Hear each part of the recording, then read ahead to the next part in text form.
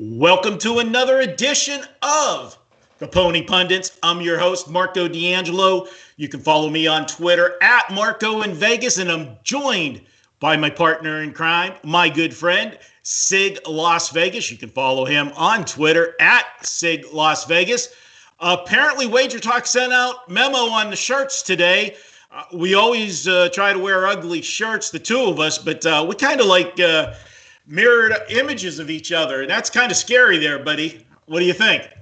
I didn't know that these were ugly shirts, but colorful might be a nice term to use. I think I described them correctly. Sig, big week this week in horse racing. We got a lot of stuff in news and notes we're going to get to.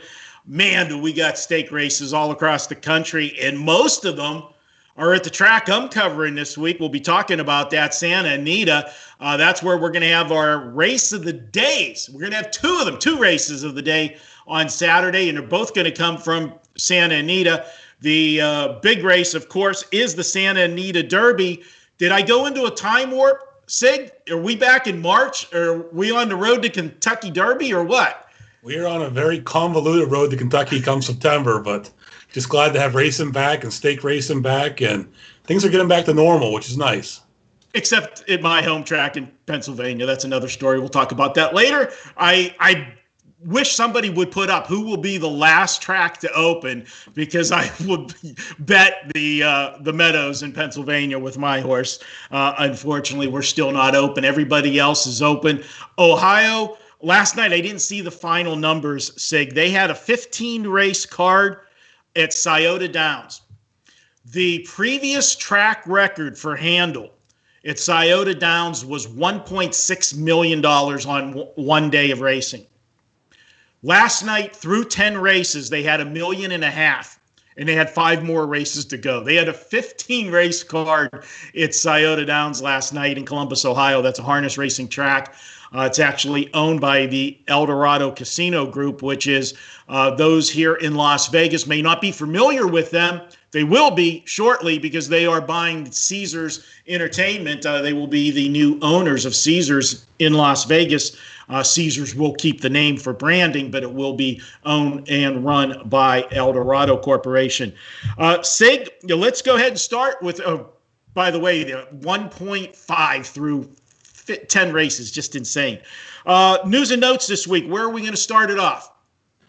Well, I know you guys aren't going to believe this, but Bob Baffert's debuting another 3-year-old. Shut up. Come on. No way. We have Authentic Racing this weekend, Azul Coast Racing this weekend. Nadal's already basically finished his career, unfortunately. It's a little too soon. We got Charlatan, and now, tomorrow at Santa Anita, in race number 6, it's a man special weight. He's debuting Cezanne, not the artist, and not the beer either. It is Cezanne the horse. What makes Cezanne unique is a couple things. First, Marco just said Scioto Downs had a $1.5 million through 10 races. Some lucky ownership group paid $3.65 million for this horse last March. He hasn't even seen the track yet. He's debuting tomorrow. If you want to go to Circus Sports right now and put a futures bet on him, he's 18-1. Hasn't run a race yet. What is up with that? Yeah, say, when you asked me to check the odds at Circa yesterday, which, by the way, a couple of weeks ago, we jumped on Maxfield before he raced that his last race, his comeback, first race of 2020, and we took a shot on Maxfield. And this is a horse that it already raced a couple times and was undefeated. And you texted me, said check it. If he wins on Saturday, those odds aren't going to be there. Well, he was plus 2250, so 22.5 to 1. And we got a little money down on him in a Derby future. And, of course, after he won that race, the odds pummeled on him. I think, what's he at now? 925 or 725, something like that. 725, I believe, yeah. Yeah. So when you told me to check the odds, I'm thinking, okay, hey, maybe we can grab another 20-1 shot, because this horse, if it wouldn't be for the delay of the Kentucky Derby being raced in September, he would have no shot. I mean, the race would have already been run. But now the horse has a chance. And I said, okay, maybe we can pick up 20, 25 to 1. No, he's already 8-1 and he hasn't run a race yet. That's not a good price. It's ridiculous. And it's all the speculation on the price of the horse. And, the breeding's there. Don't get me wrong. He's out of the sire Curlin, I believe, and a Bernardini mare, which I think as much of it has to do from the dam side, the Bernardini mare. And, it's just to 3.6 million. This horse has to live up to all expectations, has to make a big name on the racetrack, and then get syndicated for stud to get that money back. That's not an investment I'm going to make. I don't care how deep my pockets are, ain't happening. Okay, I'm not spending 3.6 million on a horse. Too many things can go wrong. Too many. There have been a lot of horses bought for a lot more than they ever returned. So if he's not the first one, he won't be the last one either. Yeah, I've had some of them, but they haven't been that big. Moving on, another Baffert horse, McKenzie, is entered to make his first return to the U.S. Here since last November at the Breeders' Cup Classic. He's scheduled to race Sunday at Santa Anita Park in the Triple Bend Stakes. This will be McKenzie's first North American start since the finishing as a runner-up to Vino Rosso in the Breeders' Cup Classic at Santa Anita in November. It's going to be his first time sprinting, actually, since December of 18. Mike Smith takes the irons, and looking forward to seeing him back on the race course. Yeah, McKenzie was a horse that early on was on the Derby Trail, had some injury problems, got sidetracked, but a very talented horse when healthy for sure. Out of that endless stable of Bob Baffert horses.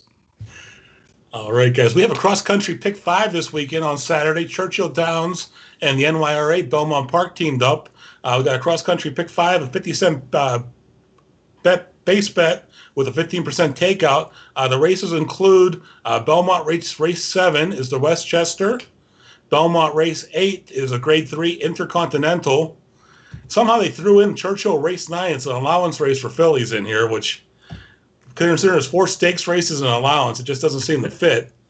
The 4th race in here is going to be Belmont Race 9, the Grade 1 Carter. Be a great race tomorrow. And they're closing it out with Churchill Downs Race 10. It's the Grade 3 Dogwood. These cross-country pick 5s are always fun. They always draw a nice pull. Yeah, and Sig, kudos to horse racing right now.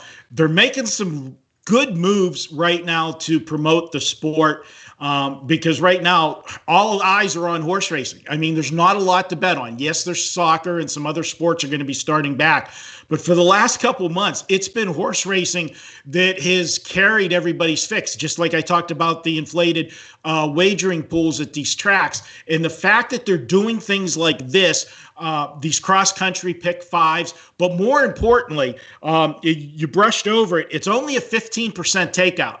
And that is something that mainstream horse goers that bet horse racing for, a living, they love to see that because it's putting more money in their pockets. The less the track takes out on the hold, the more that's in the betting pool. And for sharp bettors, and we talk about this all the time, this is the difference between sports betting and horse betting. Sports betting, you're one-on-one against the sports books. It's you against them. You get the line you get when you get it, but you're still battling the sports books, and they got that 10% edge with the juice. With us, the tracks are taking a hold, and the hold is usually more than 15%. In some instances, it's in the low 20s on some of the takeouts, but that's what people, sports bettors say, oh, well, you're giving the track's taking so much money. Yeah, but we're getting to wager against people that aren't at our same talent level. It's just like playing poker. It's just as important to sort out the right game and the right table. You don't want to sit down at a table with, 8 other pros. You want to find a softer game where, the old line from Rounders, if you can't spot the sucker at the table in the first 20 minutes, it's you.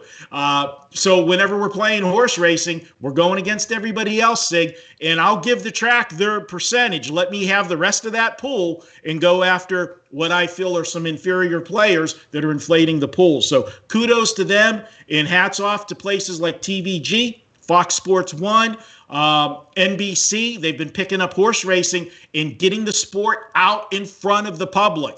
Great for the sport. Hopefully, when the other sports come back, we retain some of these new fans that we've developed during this shutdown. We hope so. Speaking of takeout, if nobody hits the Empire Jackpot 6, Pick 6 at Belmont today, there'll be a mandatory payout tomorrow. Now, I don't normally recommend playing these Jackpot Pick 6 wagers because they're a large takeout, but when there's a carryover, as of today, the start of today's racing, there was 78,000 in a carryover pool.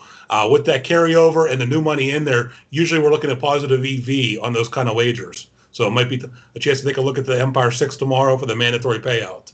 Especially with that mandatory payout, no question. You could buy an entire new wardrobe of ugly shirts, Sig. Time to get a new one.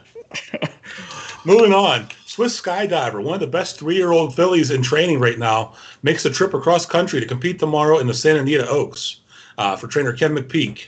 She surprised everyone at Oaklawn with her 2.5-length victory in the Fantasy Stakes. Last month, she beat prohibitive favorite Venetian Harbor and as another strong contender, British Idiom. So looking forward to Skydiver tomorrow at Santa Anita. That has a fantastic card. We can dig deeper into it a little bit later. And check out racing tomorrow at Santa Anita. It's going to be a great day for racing. Hey, Sig, just a quick question there. A handicap, I want to see what you're doing with it.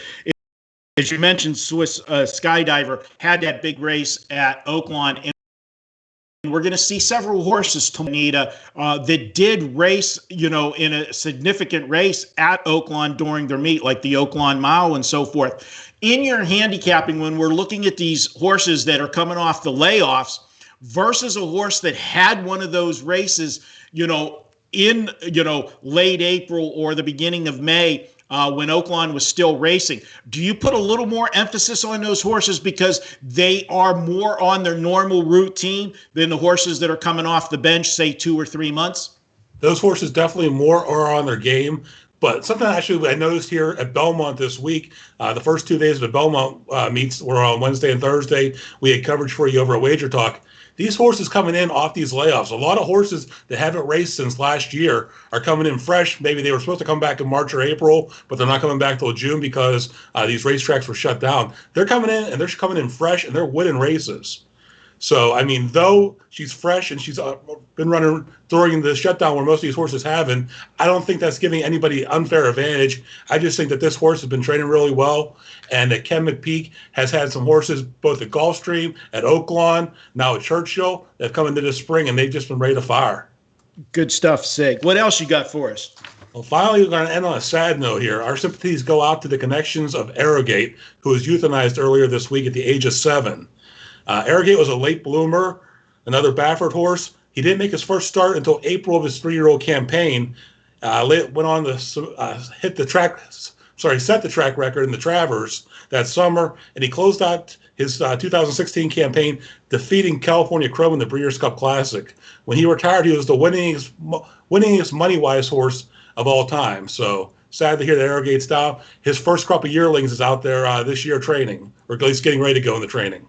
Yeah, when I think of him, I can't help but, remember the race in Dubai when he broke from the gate so poorly, spotted the field so many lengths in that race, looked like hopeless, have no shot in that race at all. And yet this horse, caught the field, started picking up horses down the backside, and coming off the last turn, this horse just was, flying. And in the determination of this horse, he was fun to watch. And it's always fun.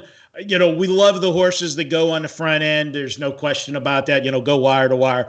But you have those horses that come from behind, say, there's no better feeling than, I know me as an owner, watching a horse fly down the stretch, and swoop the field at the end. It's such a high, but, sad. It's always, I've lost a lot of horses, through the years. Obviously, I've been doing this since 1986. It's part of the sport. I've lost horses just due to old age. I've lost babies, complications during the foaling process. I've lost horses on the racetrack. I had a horse once take a bad step in a race and go down and had to be euthanized. And I had one of my favorite horses. He gave me so many headaches, Winning Flash. I don't know if you were coming around to the racetrack back in those days with me, Sig, but this horse had such a personality, and we did a surgery on him, and he had complications from the surgery. A simple surgery, something went wrong. He ended up, when you do surgeries on horses, they lay the horse, they give it anesthesia, lay the horse down. And when the horse wakes up, he's laying down. He doesn't know where he's at. He gets up, the horses roll and so forth. He ended up somehow getting a twisted gut. We didn't know it at the time.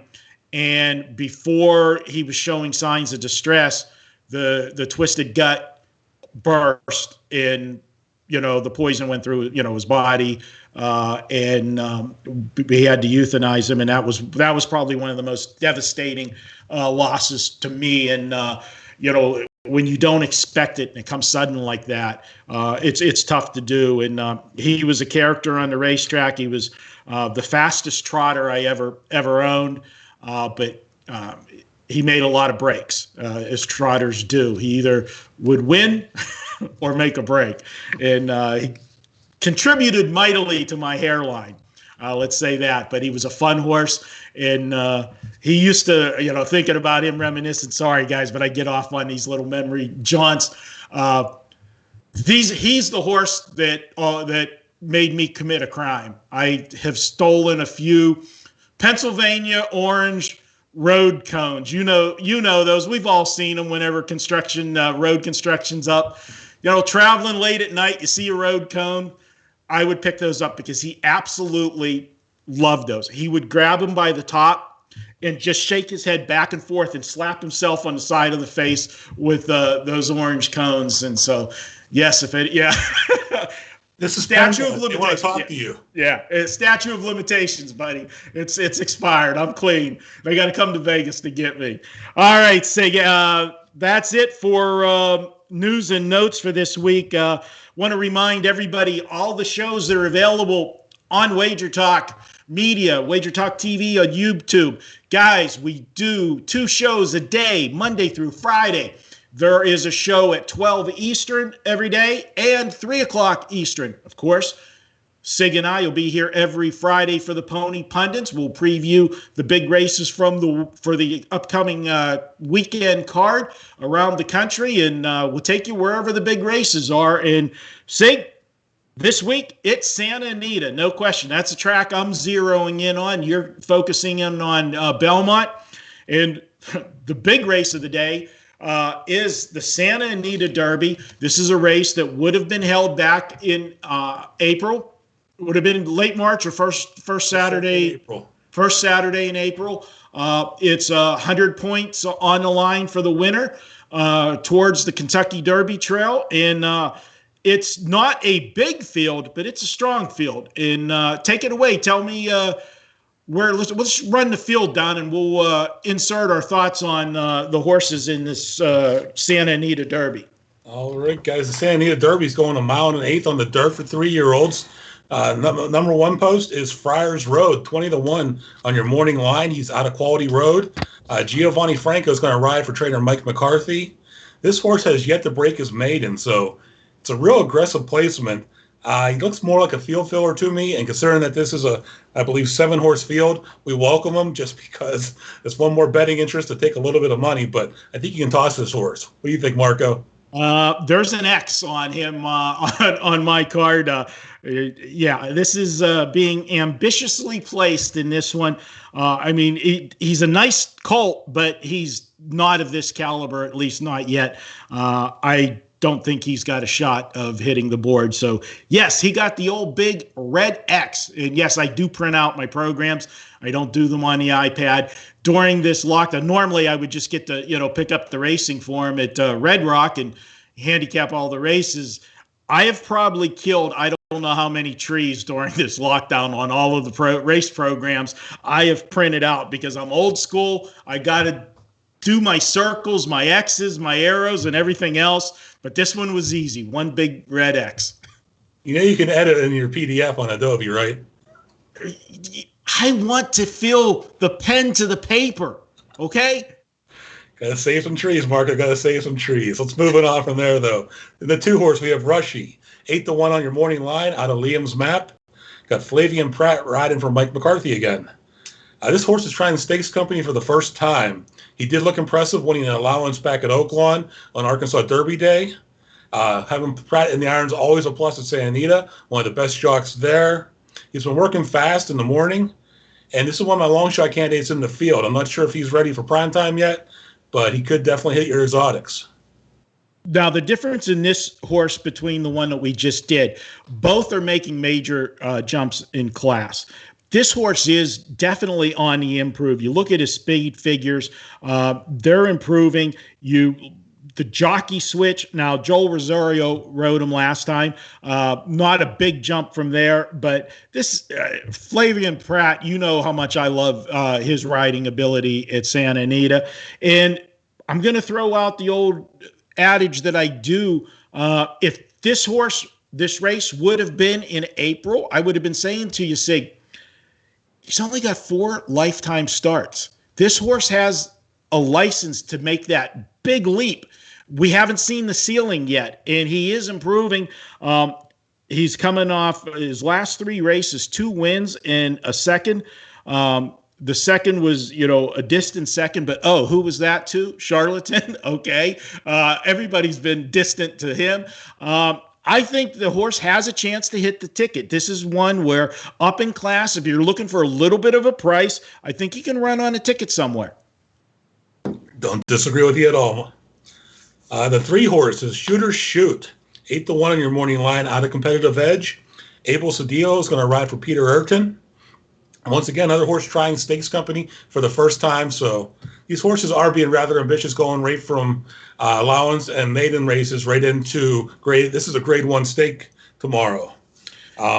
He took 5 tries to break his maiden. He finally did this past March at Santa Anita. But in his defense, one of those maiden races he lost to Charlatan. Another one he lost to 8 Rings. They're both quality 3-year-olds.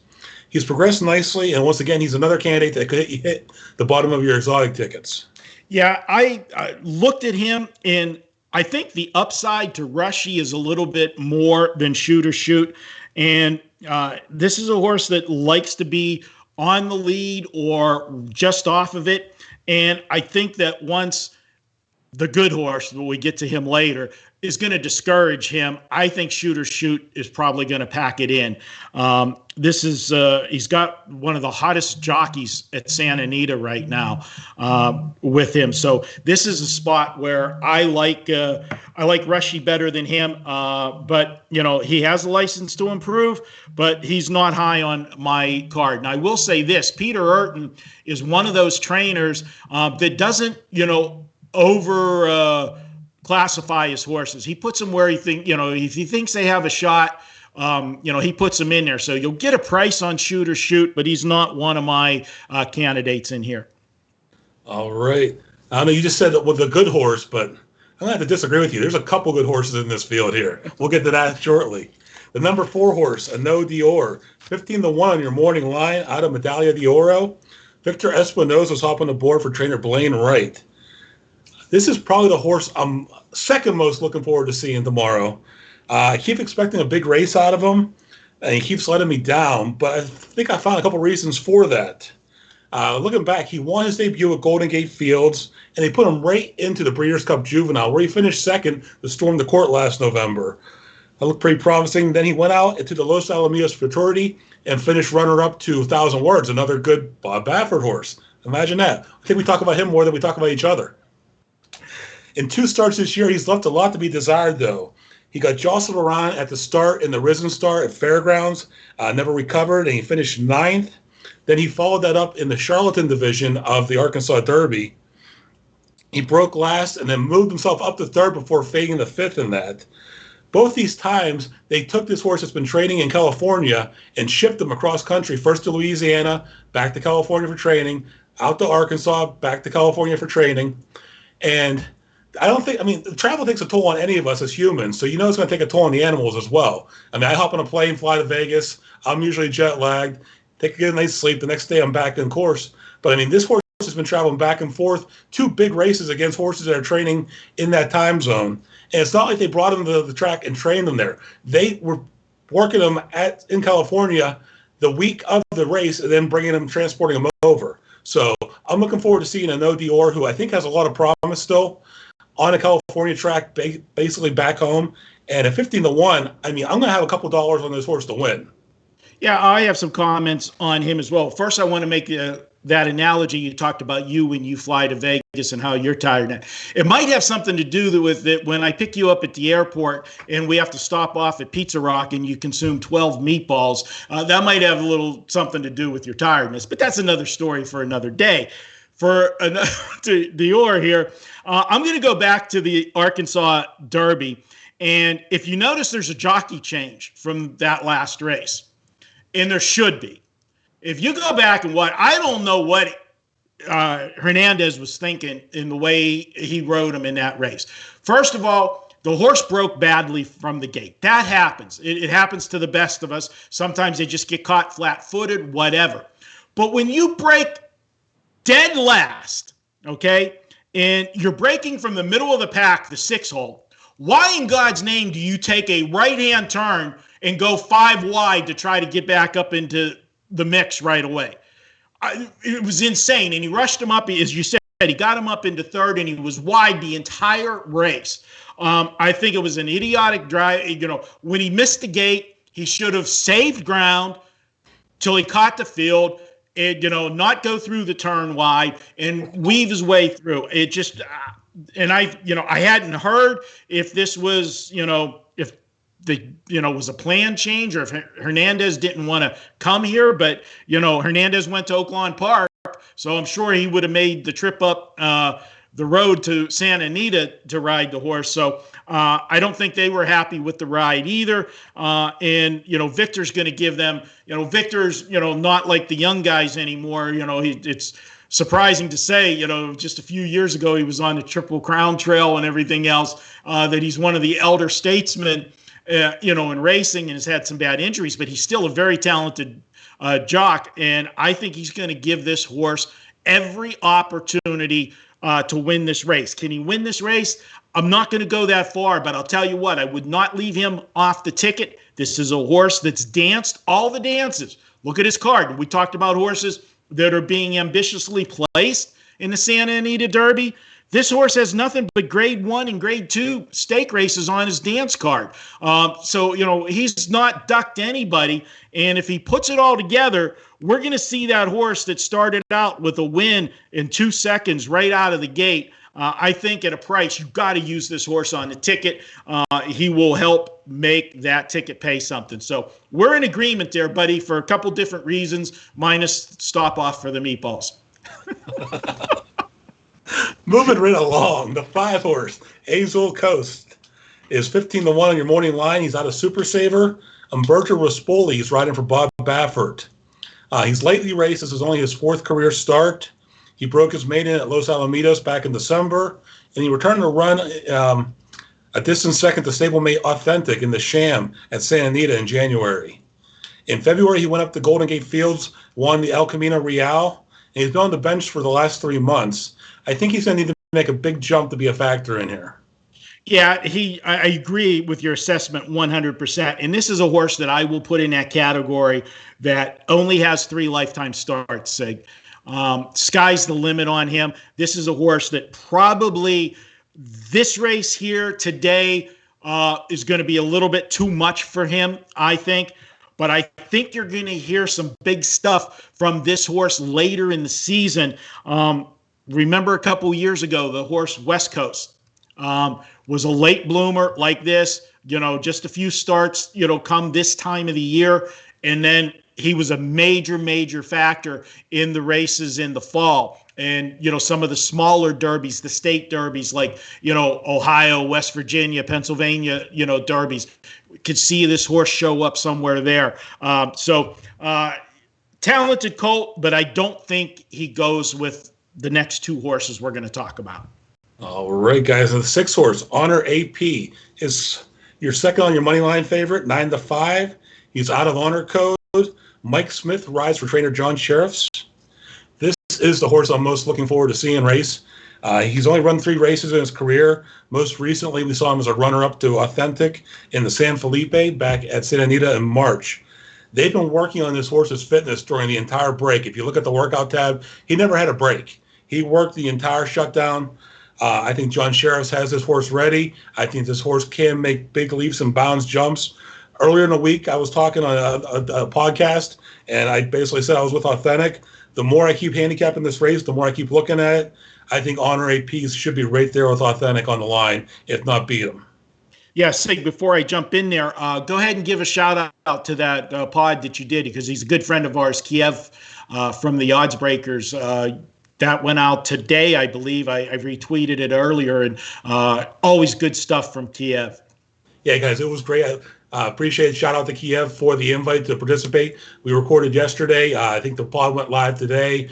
Check my Twitter feed. There's a link to get it. It's only about a half hour with me covering Santa Anita Derby and some background and so forth. Horse racing in general. Great listen. I appreciate Kiev and look forward to doing one with you again. Sig, I agree with you on AP or Honor AP. Almost said AP Indy there, going back in the day there, dating myself a little bit. But again, this fits the mold of a horse. We haven't seen the ceiling yet. There's only 3 lifetime starts. This is a horse that has done nothing wrong. In 3 starts, he's got a win in 2 seconds, and one of the seconds, was to Authentic. So how can you, fault the horse? And his other second was, his first career start. This is a horse and he came from the clouds in that race. If you look at his maiden race, he was sitting 10th, 13 lengths off the pace at one point in that race, and come flying to be second in that race. So yes, this is a major factor in this horse. And as we speak, Sig, I'm actually logging in. I'm curious to see what the odds are on him at Circa in the future pool, because this is one of those horses that after Saturday, if he would pull an upset, his odds would definitely change as far as, and he's currently at plus 1,050, 10.5 to 1 on him. Would you think he might be worth any money if you're looking at a future pool? Because if he pulls the upset, and it's not that big of an upset, he's 9-5 on the morning line as opposed to 4-5 to Authentic, but his stock will definitely rise. Oh, most definitely. 10.5 to 1. That's gonna, if he does win the Santa Anita Derby tomorrow, that will be better than you'll get at Kentucky Derby Day at the windows. So if you're looking for it, now's the time to lock it in. I'm still going to be cheering for Maxfield because we got him a lot better. Well, we did do a lot better. I am rooting for him as well. All right, moving to the last one. We have the favorite, Authentic. 4-5 on your morning line. Out of In the Mischief, Drayden Van Dyke's riding for trainer Bob Baffert. He's undefeated in his short career. He's done everything he's been asked to do, and he's made it look easy. So he's definitely should be the favorite in here. He broke his maiden on first asking and then won the sham by almost 8 lengths over stablemate Azul Coast that we previously discussed. He followed that up with a wire-to-wire victory in the San Felipe, beating the previously discussed Honor AP, who's going to get another shot at him on Saturday. He said during the break, he had no reported workouts for almost a 30-day period, a full month. So I'm not sure if Baffert gave him a refresher or there were just some non-reported workouts, but the refresher's never going to hurt a horse like this, and it might just be getting him ready for a nice big summer campaign. He's breaking from the outside, which is often a negative, but this is a small 7-horse field. He has tactical speed and gate speed. I see Van Dyke getting him out here on the lead and basically going to try to wire the field. Yeah, I agree with you there as well. This horse was a $350,000 purchase as a yearling. He's 3 for 3. Can't fault that, obviously. And as we say, horses with this number of starts, again, we have not seen the ceiling. Part of maybe that, little break in the action was, maybe Baffert had different plans for Authentic and was taking a different route with him, given that he had Charlatan and Nadal on the Derby trail as well, and felt that, ranked him, maybe third best in there and was going to point him to different races to avoid the other two. Well, now with the unfortunate retirement of Nadal and the cloud swirling around Charlatan and, the positive test from the Arkansas Derby, this might end up being Baffert's best horse going to, the Derby. Who knows? So I'm curious to see what he does. The thing is, everybody says, well, he hasn't beaten anybody yet. Well, he raced in a grade 3, his second start, won wire to wire. Then moves to a grade 2 in his third lifetime start, wins again in hand.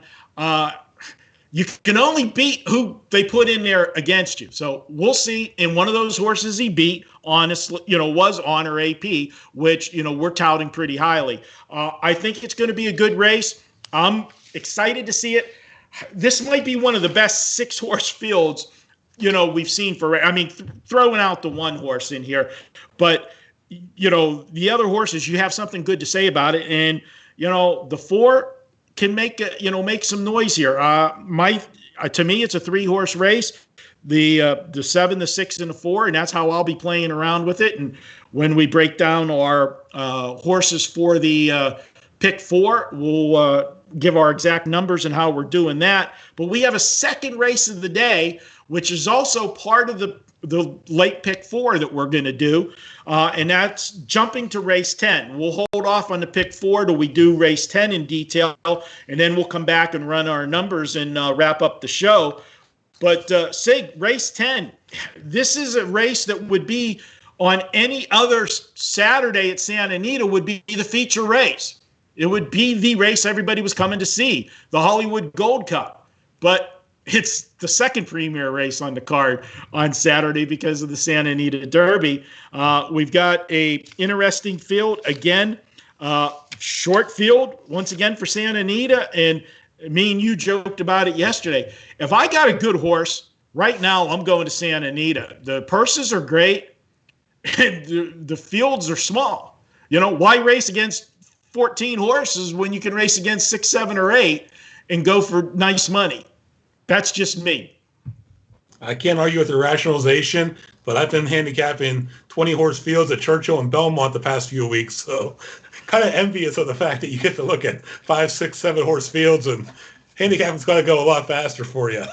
It does. Well, I will say this much. When you got a 6-horse field, there's less pitches, okay? When you got a 14-horse field, generally, you can get those first 2 or 3 pitches, in under 30 seconds, basically. Sometimes. But unless you overthink it a little bit too much. Let's start with this one and take us through it, and we'll break it down. All right, guys. Kudos to Santa Anita for returning to Hollywood to the Gold Cup. Originally, this race was run at Hollywood Park, and they had just called it the Santa Anita Gold Cup for a number of years. So it's nice to see it back to the tradition. We're going race number 10. It's a mile and a quarter on the dirt for 4-year-olds and up. The 1-horse, Parsimony, is 15-1. Your morning line. It's a 4-year-old colt. Mario Gutierrez is riding for trainer Doug O'Neill. He won his last start out. It was in Dubai at Meydan at this distance, but he only won 2 career races, including that one at Meydan. And he's got a bad case of seconditis, which isn't great if you're trying to win a race. The only thing that kind of jumps out at me is trainer Doug O'Neill places his horses very well, so you must think that this horse has a chance and fits with this crowd. What do you say, Marco? Yeah, I say no. The first thing that you said, that's what I circled here. When you're talking about horses of this caliber and you got 22 lifetime starts, you better have more than 2 wins, okay, for me to get my money to you. 2 for 22 doesn't excite me. Yes, the race over in Dubai definitely looks impressive. But if you look at his overall class rankings of the 6 horses in this race, according to Trackmaster, this is the 6th of 6 as far as class rankings go.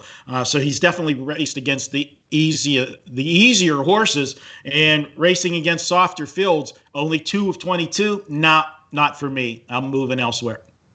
All right, guys, moving on. Number 2, Midcourt, is actually where I landed on this race. He's 2-1. Your morning line is a 5-year-old gelding.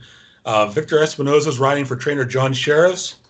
Sheriffs took over training from Peter Urton last year on this horse, and the horse has hit the board at every start since then.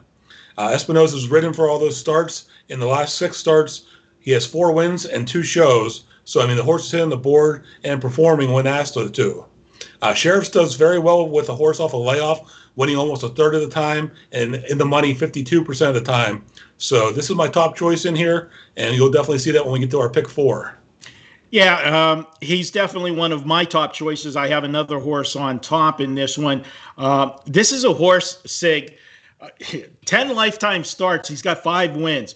Those 10 lifetime starts, he averages every time he goes to post for his owner. I want horses like this, especially standard breds, because they race, 30 times a year. This horse averages $96,000 every time he goes to post. That's pretty good. Victor Espinosa's been riding this horse all along. Perfect fit for him. I like the horse. He'll be, on or near the lead.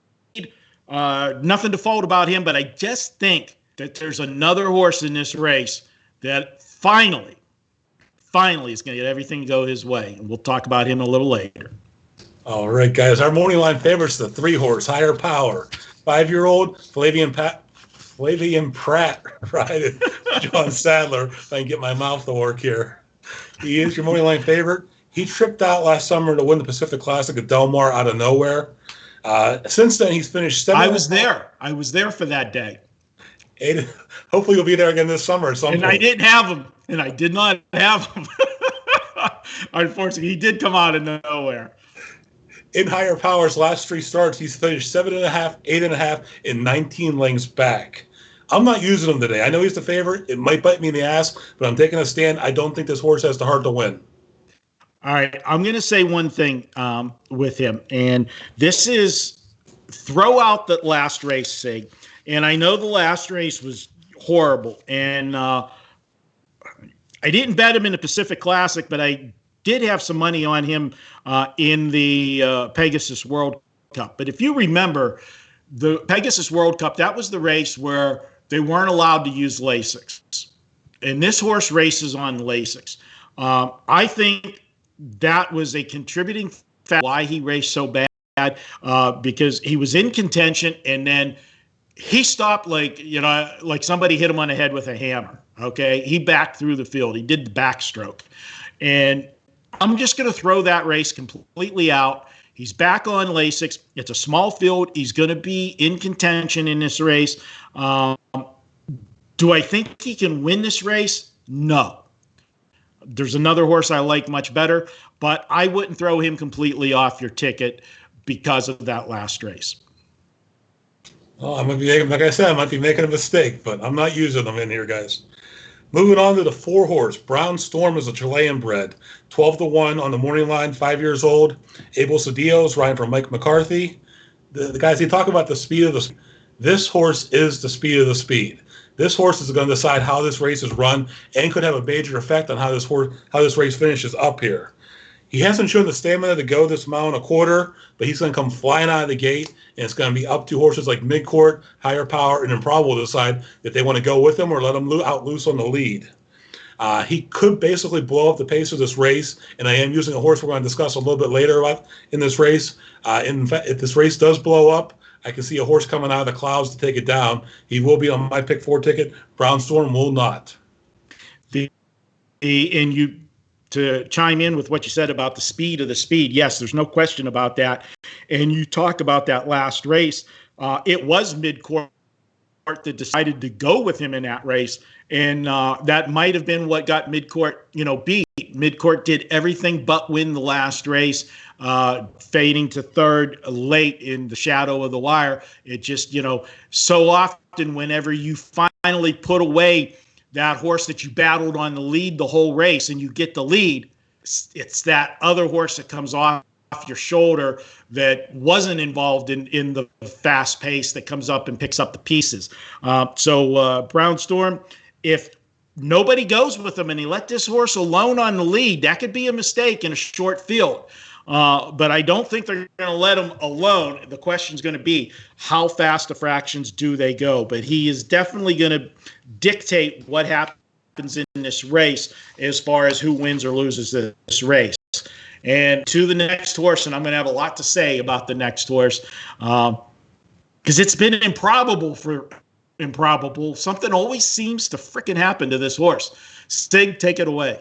I think I know you're landing here, Marco. I am using him, but the 5 improbable is 2-1 your morning line. The 4-year-old colt has Drayden Van Dyke riding for Bob Baffert.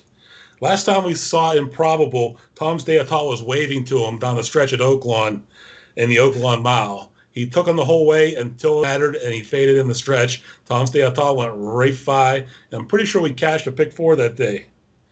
This horse wants no part of the 1.25 miles. The only time he hit the board of the 1.25 miles was basically being bumped up at the Kentucky Derby last year with the disqualification of Maximum Security. Look at the works. They don't think this horse has the stamina. They're trying to build stamina in this horse. 7 furlongs, 8 furlongs, 7 furlongs. You never see horses working that long. Baffert's trying to build this horse's stamina up. I don't think it's going to work. I am using him on the ticket because Baffert's a good trainer and probably was a good horse at one point, but I don't think he wins this race. I'm going to ask you one question, okay? We're going to have a little debate here, all right? And I'm going to come off a little cocky because that's what I do. Okay. Did you go back and watch the replay of that last race at Oaklawn? I did. You did? Okay. Did you not see the trip this horse went? He was freaking 5 wide the whole race. And then once he got the lead, okay, first of all, he was wide the whole race. So if you go to sites like Trackus or whatever, and they tell you how many extra feet the horse raced, he went, he can go the 1.25 miles, okay? He went all the way out there, all right? He put a lot of extra ground in. And yes, Bob Baffert's not an idiot. He's training the horse for the race. He's building the horse's stamina. But if you watch that race, the trip he got, and he held on to the only horse that beat him was the horse that hadn't picked his feet up the entire race until the last stretch drive and was full of pace and nipped him at the very end. And, Drayden Van Dyke made one mistake. All right, the entire race, I'm going to go 5 wide. Well, now that I got the lead and I'm 5 wide, let me come back and go to the rail. Well, do you remember that it was raining and it was a sea of mud? Do you know that the inside usually bogs down as the races go on during the day? The inside becomes thicker and heavier the closer you are to the rail. Because do you know why? Because the track's slightly slanted, so the water runs off the track. Where's it run? It runs down to the inside. So you were fine being 5 wide the whole race, but then when you get the lead, you're going to go to the slowest part of the track to finish the mile up. Okay, I'm done. I just wanted to ask if you watched the same race I did. I did. I just don't have any faith in this horse. I mean, he started his career out like a time bomb, and he's sort of faded since. I don't think he has the heart to win here. The other point that I'm going to bring up with this horse is because he has had some problems, okay? He raced the race in November, the Breeders' Cup, where, he disappointed finish there. Then he was off all the way to, that was his first race since November. And to do what he did in that race with everything that I just said, I think the second start off the layoff, everything's going to be there for him. And he had the outside post in that race. He drew the 14 post position. This horse can't catch a break. I think this horse is sitting on a monster. We're going to see it on Saturday. I'm done. We will find out tomorrow. The 6 horse, Tenfold, 5 years old now. Mike Smith's riding for Steve Asmussen. He's a one-trick pony. The pun is intended there. He'll be making one late run. But how I see this race boiling down is, like I said, is that Brown Storm's going to take him out to the lead first, and it's going to depend on who decides to go with him. If he decides to get all of the morning line favorites, Higher Power, Midcourt, and Improbable out there with him, this race could break down coming down the stretch. One horse is here to clean it up. That's Tenfold. He's done that his whole career. Comes out there, cleans him up coming down the stretch. Smith doesn't ride that often for Steve Asmussen, so it always intrigues me when he hops on a horse. I'm using him on my pick 4 ticket. I don't think he's going to have a shot in here, but it all depends on how the race breaks down. All right, when we get to the pick 4s, this is the horse where me and you differ on, and one of us might be left with not standing in the pick 4. I don't like Tenfold. Okay. Yes, he's danced all the dances. He's got nothing but grade 1, grade 2, grade 3s. I'll give him that. But you talked about that closing. Unless this pace absolutely, completely falls apart from the speed, is the only way he picks these horses up in here. I'm looking at his last races, a 4th, a 6th, a 4th, a 6th by 14 lengths, an 8th by 11 lengths. He's just not displaying that kick that I need to see from this horse. The only good thing about this horse that I will give you that I like, it is second-time Lasix. We've talked about that numerous times, that I think a horse the second time Lasix is actually better than the first time. And then the owners.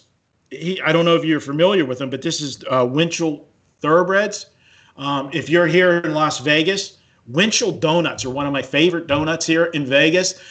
So I don't know why, but every time I see one of their horses racing, I get hungry for a donut. But that's all I got for tenfold.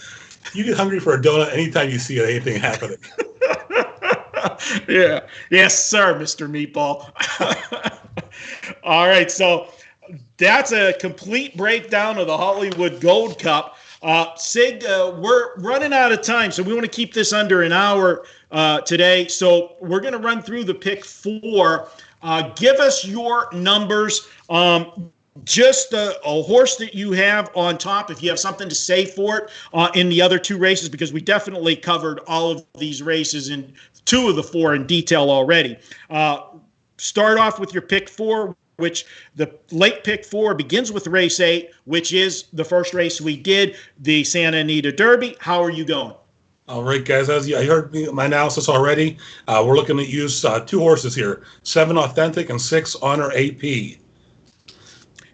Go to race number 9, Sig. The Cinema Stakes is for 3-year-olds going a mile and an eighth on the turf. I see this as a 2-horse race. The 7 Haribo, I would have singled in here, but the trainer Jeff Mullins has 2 horses in here. They're both closers, so I don't think he would put them in there head-to-head if he thought one was better than the other. So I think either horse has a shot here. So 7 and 3 in race 9. We just talked about race 10, the Hollywood Gold Cup. I'm going 3 deep here. The 2 Midcourt, the 5 Improbable, and the 6 Tenfold. If Tenfold wins this race, your investment will be at least tenfold back. Yes, it will be, and Marco will be dead on his ticket. And I cheated here, guys, on race 11. I went so thin on the bottom. This race I thought was pretty wide open. I hit the all button.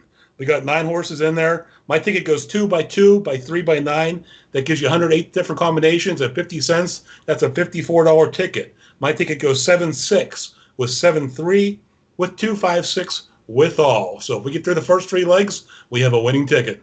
Yep. If you get through the first 3 legs and lose the last one, as I always joke to you when I have an all, I will quit race betting horses.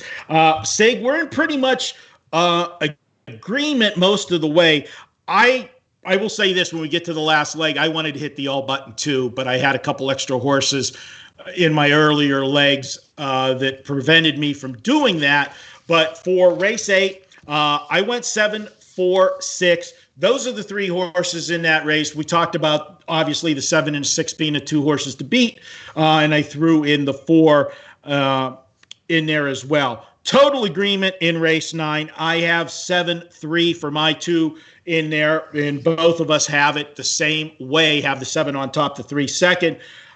Race 10, this is the key race for us. We both have the 2 and the 5. I go 5-2, but I'm going with the 3 horse in race 10, opposed to you having the 6. So that's where the difference is. I did put higher power in. You put in tenfold. And then in the last race, I wanted to go all, but I went 5. So I got 5 of the 9. And we went 3, 9, 2, 6, 7. There's really no need for me to talk about my top choice, the 3 in here. I'm splitting hairs because this race is wide open. I could make a case for all 9 horses in here.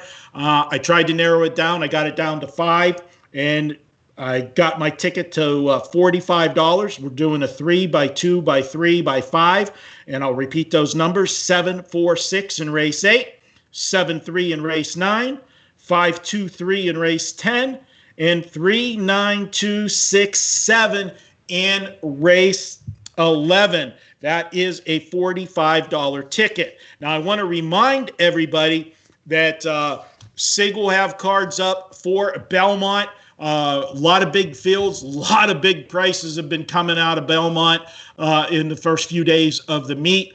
So definitely check out SIG. He'll have coverage for you there. I've got you covered on the West Coast.